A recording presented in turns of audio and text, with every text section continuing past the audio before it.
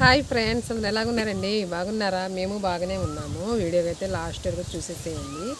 మేమైతే తోటలో పని చేయడానికి వచ్చాం ఫ్రెండ్స్. పోయిన వారం చేసాము, మళ్ళీ ఈ వారం అయితే వచ్చామండి. వాటర్ యాపిల్ చెట్టు అయితే ఇక్కడ నరికేసాము. ఆ వీడియో కూడా షార్ట్స్ వీడియో అయితే పెట్టాను. చూసి లైక్ చేయని వాళ్ళు లైక్ చేయండి, షేర్ చేయండి, సబ్స్క్రైబ్ చేయడం మాత్రం అస్సలు మర్చిపోండి ఫ్రెండ్స్. మేము నరికిన తర్వాత అయితే వెండేస్తుంది కదా, కాబట్టి అలసిపోయాము. ఇక్కడ వచ్చి కొబ్బరి చెట్టు నీడైతే కూర్చున్నామండి. ఇదైతే గంధం చెట్టు, ఎప్పుడో వేశారు మా బావగారు. గంధం చెట్టు నీడైతే కూర్చున్నాము.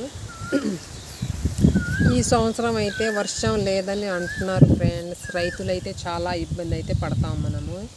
వర్షం ఉంటేనే మనకి ముద్ద దొరికేది, అన్నం మెతుకులు, లేకపోతే ఉండదు కదా మనకి. ఏ రైతుకైనా ఇదే బాధ.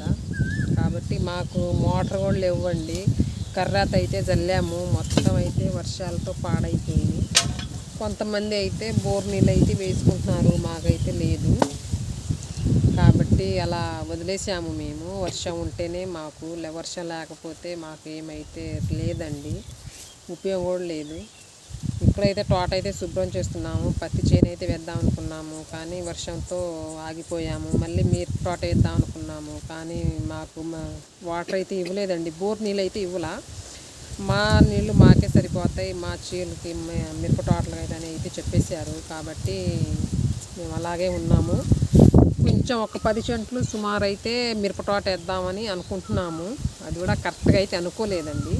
మీ సపోర్ట్ ఉంటేనే ఇంకా బాగుంటాము. మీరందరూ సపోర్ట్ చేయండి, ఎంకరేజ్ చేయండి.